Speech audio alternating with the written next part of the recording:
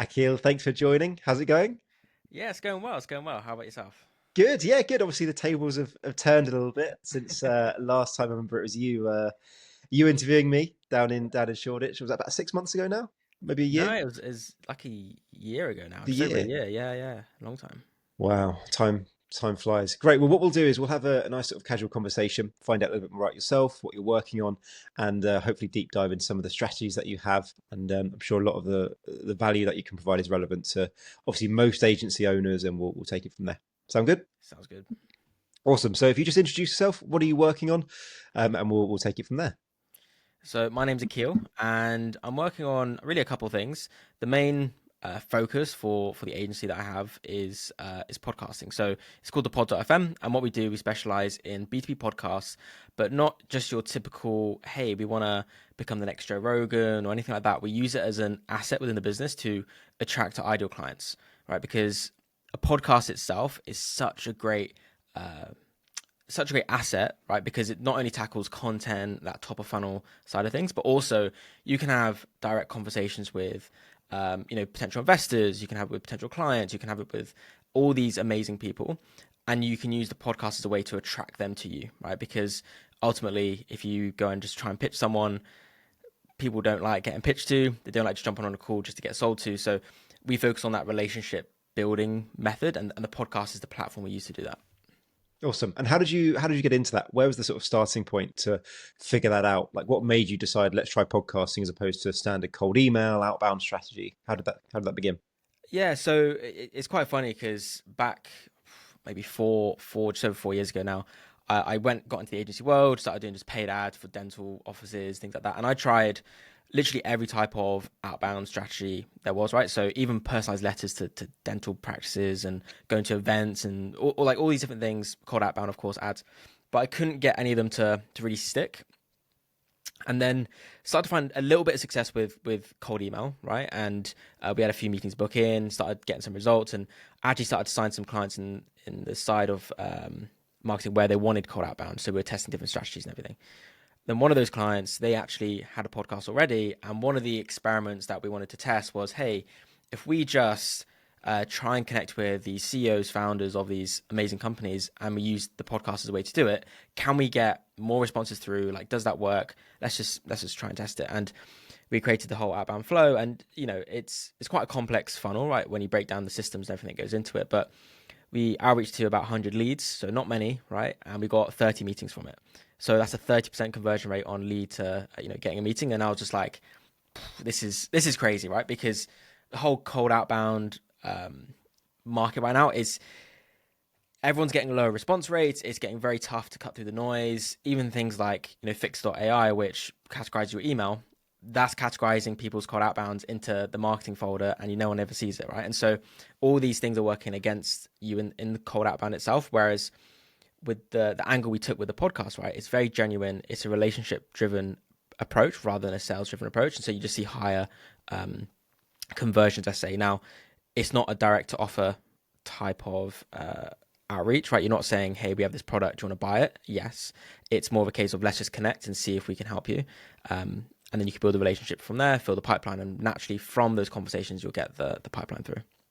So 30% is pretty like industry leading is probably even an understatement. I mean, it's incredible. What's the expectation around response rates with typical outbound? Is it like 1%, 2%, Yeah, one to so it's about 3%? 1%. So Right. not only with this agency am I doing the podcast stuff, but also I work with another company helping them with clients, and we work with like Nestle, for example, and their B2B expansion in Asia, and a lot of B2B SaaS companies, and we do the traditional cold outbound side of things, and you can get results from it, but like we're seeing, it's getting much harder to cut through the noise. Mm. KPIs we say about, hey, if we can get a 1% reply rate.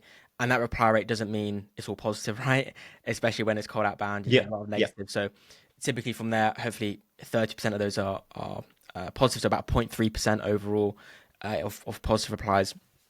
And that's not necessarily a meeting either. And so when you kind of look at all those results, a lot of people are getting frustrated now because they think, hey, other people are doing so well in cold outbound. Why aren't I getting results?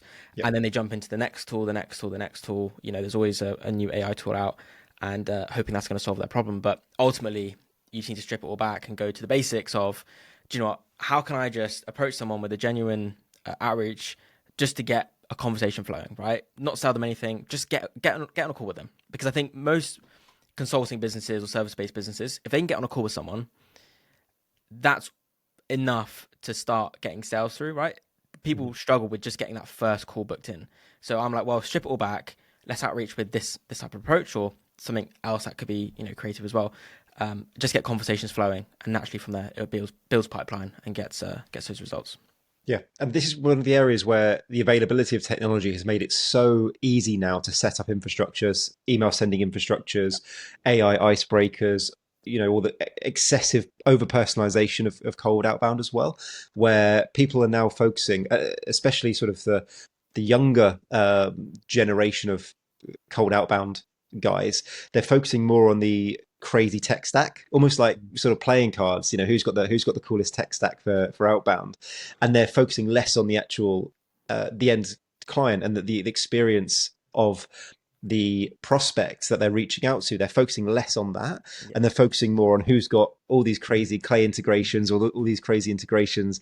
And those tools are fantastic, but when the focus shifts from the end recipient's experience onto building a cool tech stack, I think that's where we're starting to see this huge influx in every single message is the same structure. It's some generic AI icebreaker, and often we know you do this, or we've seen you're doing great work in the technology industry, and it's like, I know that, right? I know we're doing great work in the technology. You don't need to tell me that. It's not going to do anything for me.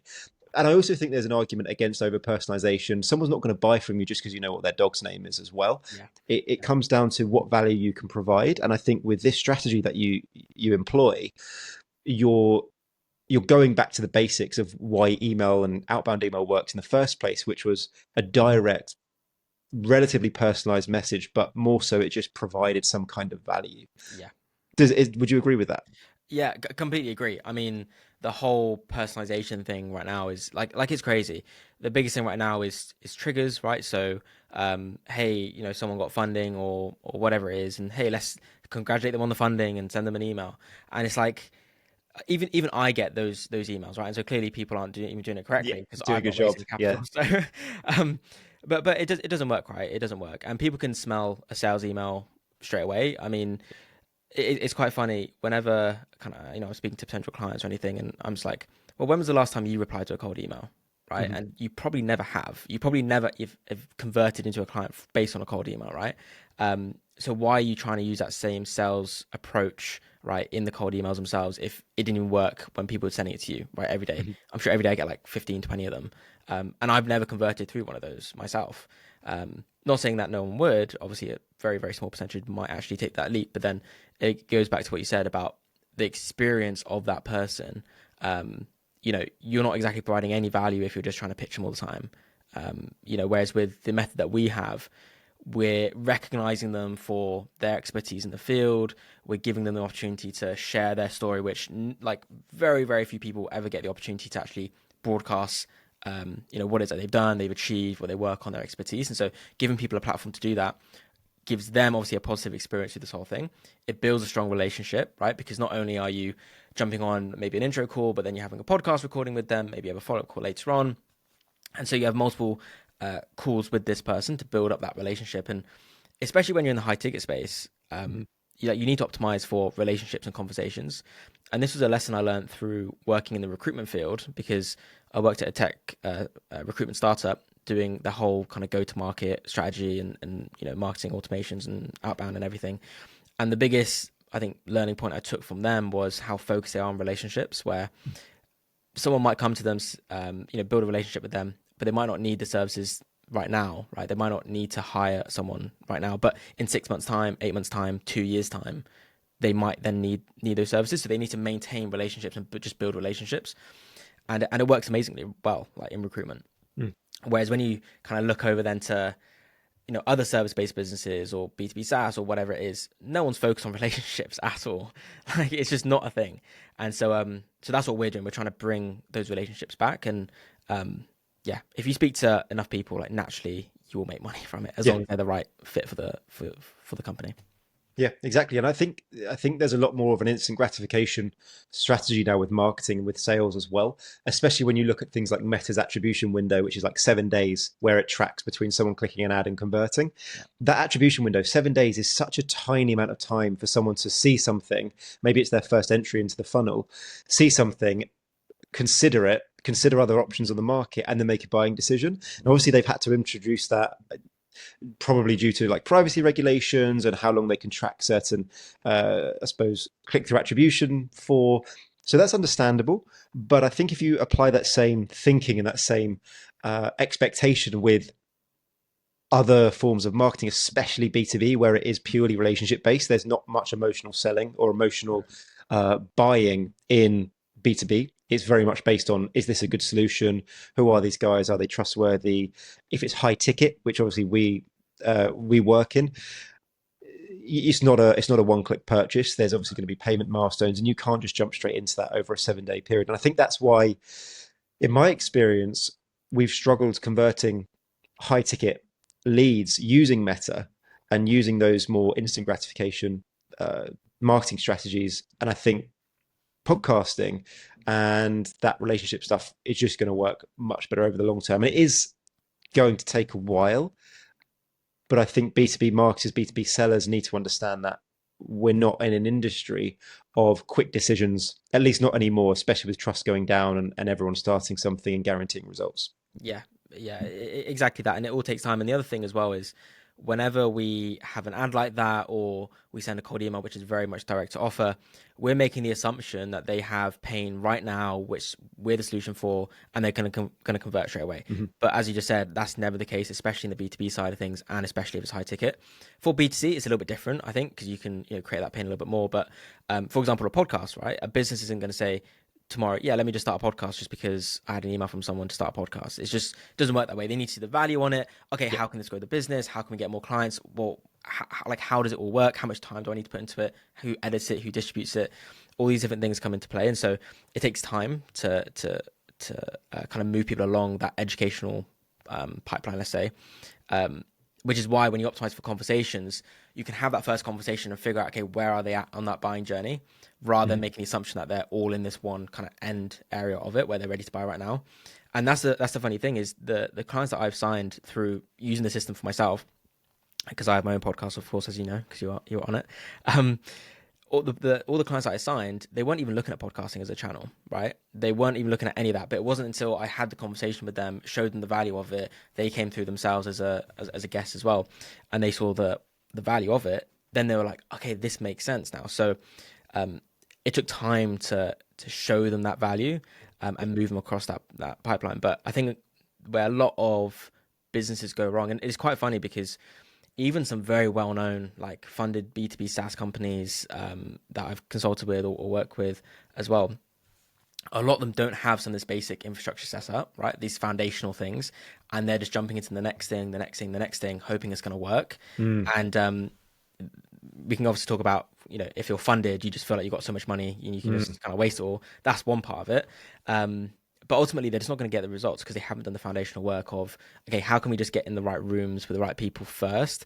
And then you can optimize the whole process, right? You can optimize, okay, how can we move people across that buying journey even quicker? How can we, reduce the time from first conversation to close? Like, how can we shorten that life cycle?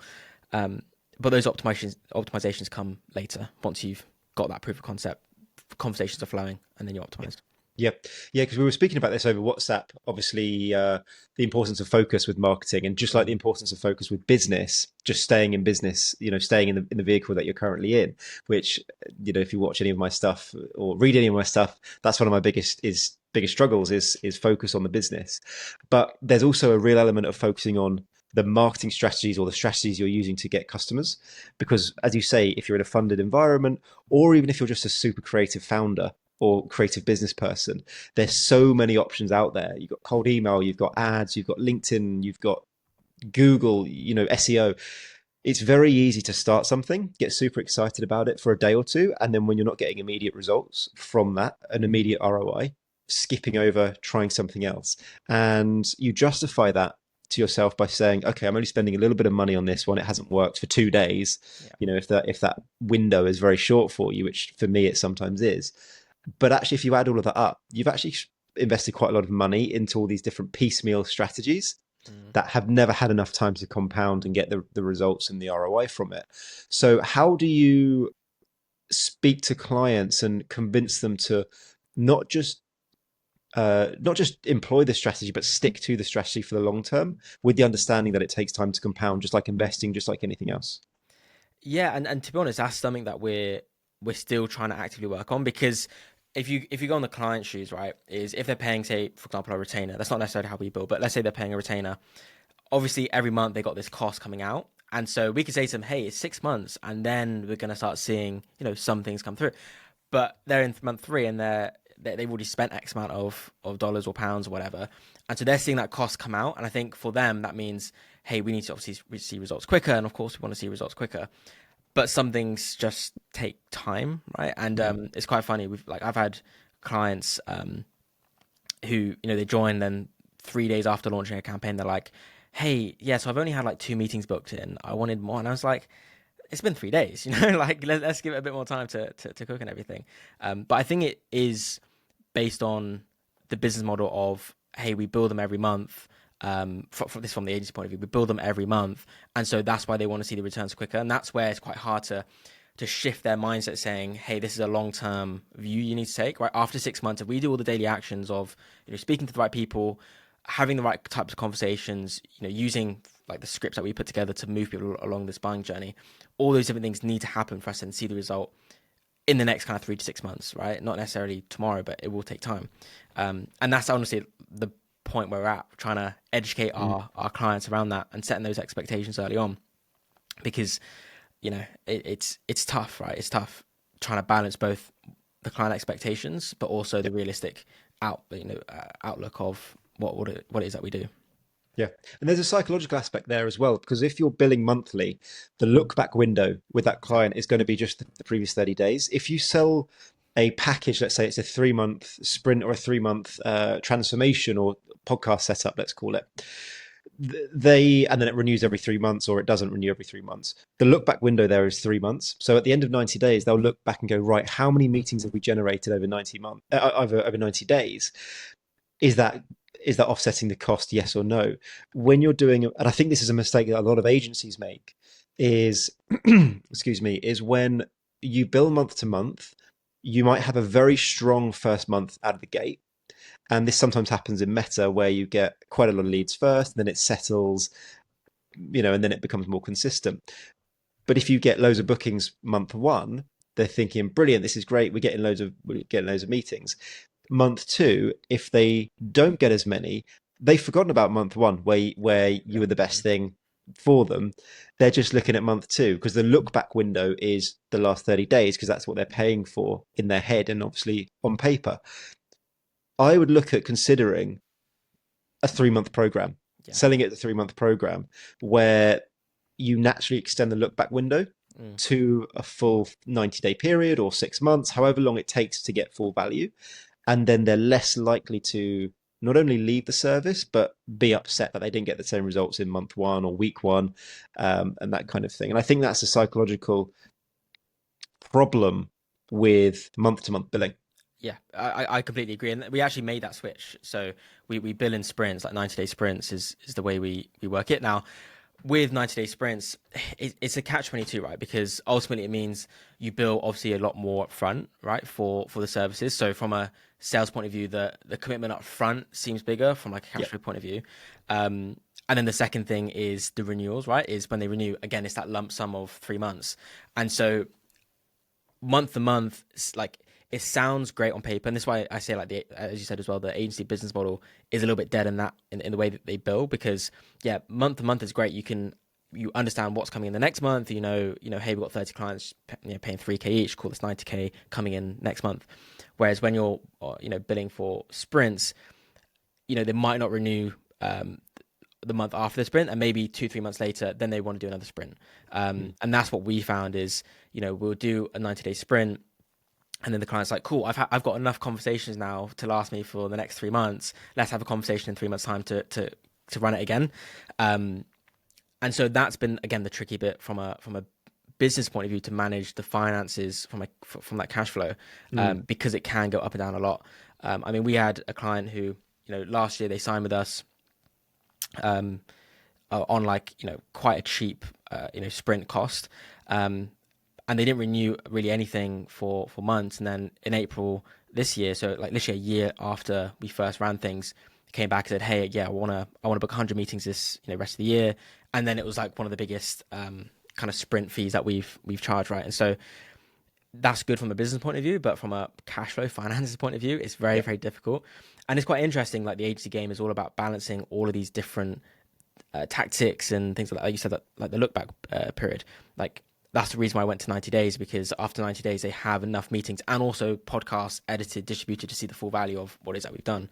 But then it's weighing that up with the predictable revenue of month-to-month billing and all those other things as well. So it's definitely still a work in progress for us to figure out what makes the most sense for us and the clients as well.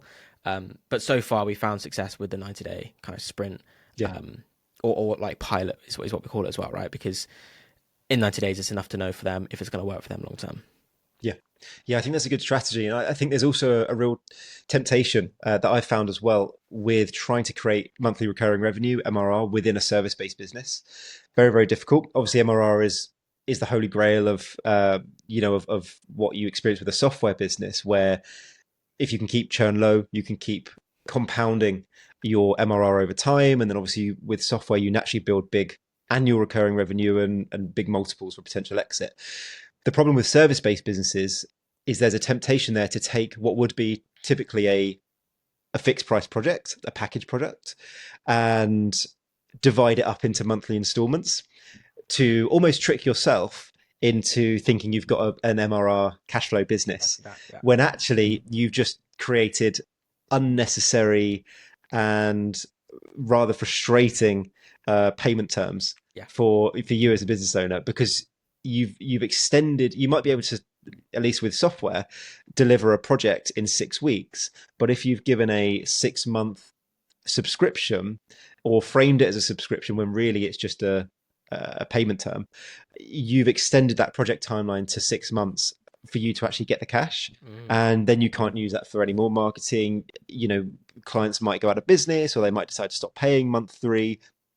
So it's very important, if you are running an agency that's typically fixed priced, not to try and force MRR into something that is just a package. And some businesses are just structured to be high ticket packages, and then you can look for other opportunities that isn't the core offer for monthly recurring revenue. It could be maintenance, it could be, at least in our industry, it could be maintenance and subscriptions for keeping things updated and tweaks, changes, that sort of thing.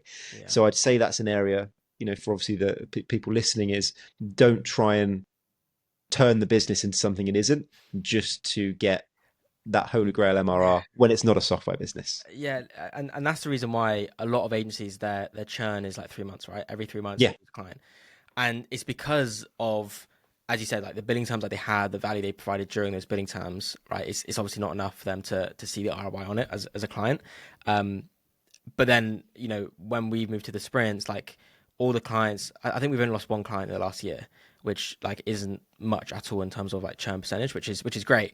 And what you said as well about like monthly reoccurring revenue, it's like, that's great, but in my world, I'm sure it's yours as well, it's, they might buy a project now, but then they might keep buying more projects later on as the months go on or the years go on as well. So you've got that reoccurring nature, but it's just not on a timescale which you've laid out in your payment terms. And I think it is super important to get as much money as you can up front, as you said, right? Because you can just invest that back into the marketing side of things. And like obviously Hormozy is launching his money models stuff later next month, I think. And I think one of the biggest things that he's going to talk about is about how do you get more money up front to pay for your marketing bills over 30 days, the first 30 days. Because it's so true. If you spend, 2K on a little marketing campaign, but you get paid 10-15K before the month's ended, like that's amazing. But then the difficulty we have as high ticket agency owners or service businesses is that the sales cycle can be 1, 2, 3, 4, 5, 6 months, right? It can be so much Yeah. longer. So again, as we said, like this whole agency game is balancing all these different things together to see what works. And it takes so much testing as well. I think a lot of people get into the agency game, and I definitely did, thinking, hey, if I just sign like 5 clients at 2K a month, then I'm making a lot of money. But ultimately, it just doesn't work that way. Yeah. Getting clients in the first place, keeping them on, keeping them happy, getting the results, and growing as well. It just doesn't work that way. And so you do need to start thinking a little bit more creatively, I think, now Mm. as agency owners, especially as a lot of agency owners just aren't very good, and that's left a bad taste in a lot of people's mouths.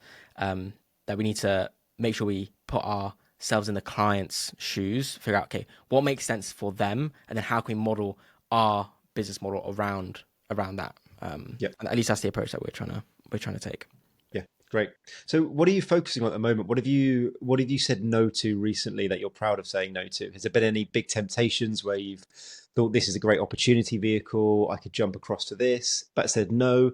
Anything you're proud of in that space? Yeah, so I'm very much a product guy. Like as much as I love marketing and everything, I love product a lot more. I love building the product out. And just for context, for like people listening, the Pods.fm is an agency, but it's also supported by like a micro SaaS that we built internally to support this whole operation. And we built all that internally, and that's I love doing that. But we were then thinking, hey, why don't we? And this wasn't something I said no to. I said no to myself basically, but I wanted to build it out into an actual SaaS. So think, Riverside, but made for B2B with like guest comms built in, like all these different things built into it.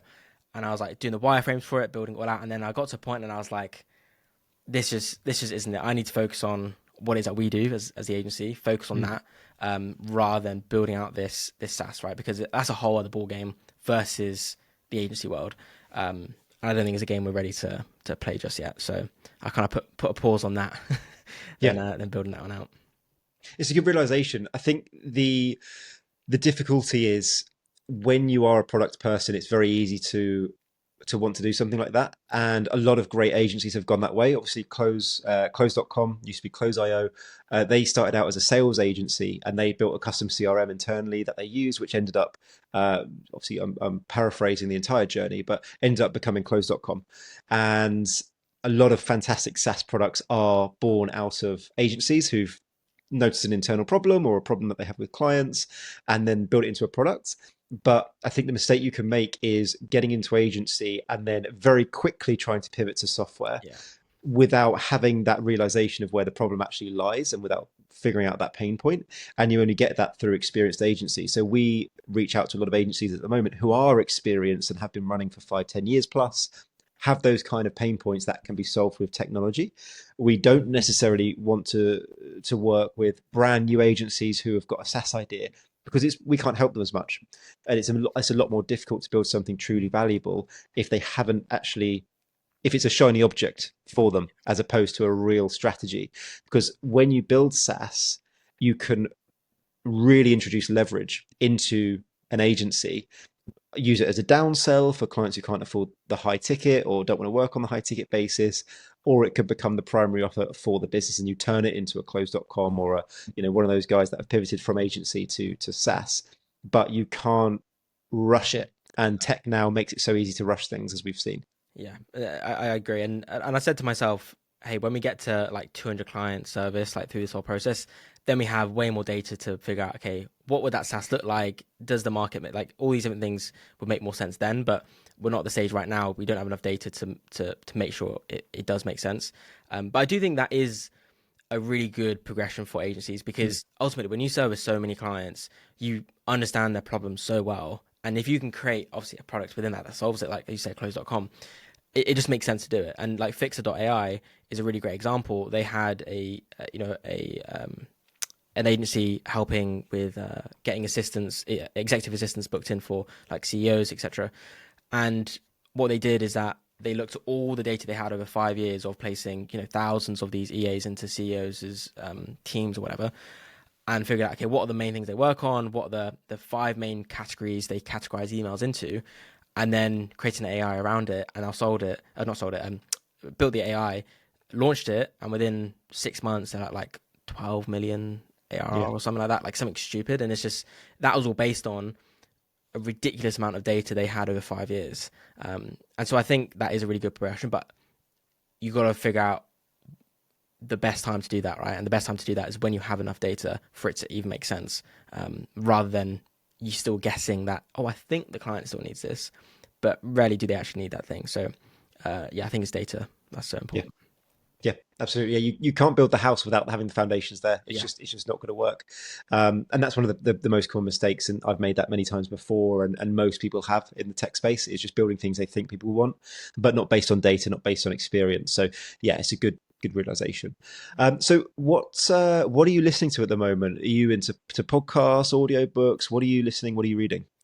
Yeah, so there's a podcast called MoneyWise by Hampton. But Hampton is like a private group for high net worth individuals. So if you're making 3 million to 3 million plus a year, then you can get into this group. But they've got a podcast, and it's actually very interesting because what it does, it dives into the finances of these high net worth individuals. So that they come on, they speak about their finances, when they built their business, or if they sold their business, what did that actually look like? And it's so interesting to learn the money habits of these ultra net worth kind of individuals, both whilst they're running a business, also once they've sold a business as well.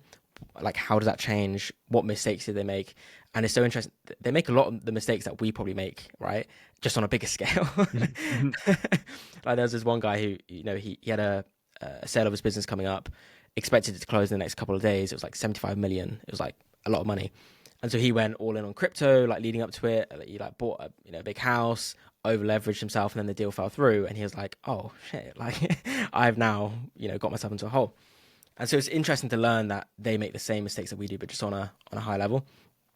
But also that the goalpost will just always change. Like, every single one of these episodes have said, they want to start out just make a few thousand a month, and then it was a few million a year, and then it was tens of million a year, and the anxiety that you feel at every stage of that is the exact same. That's what they said. You never solve that, of making more money, or what that more feels like. So yeah, I think that's quite an interesting realization, is that, even at those higher levels, it's all the same. Like, you'll still feel the exact same.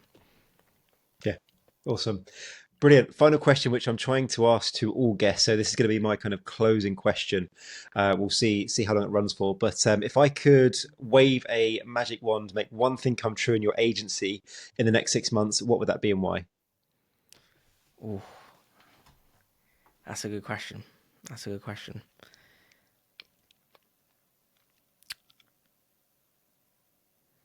I would say, and I'm not sure what it looks like, but I want to try and solve as we spoke about before, the money model that we're using right now, right? Where, yes, we have that sprint fee, but how can we make it more sticky so they keep renewing that sprint fee is the next challenge that we have. Mhm. And if we can solve that, then like we're scaling very, very quickly, because we are higher ticket than I think most other kind of lead gen agencies, or podcast agencies. So if we could solve that, then that would just unlock a whole avenue of ROI for us. But if what that looks like, obviously, as we said, is quite tough. It's quite tough. So yeah, Awesome.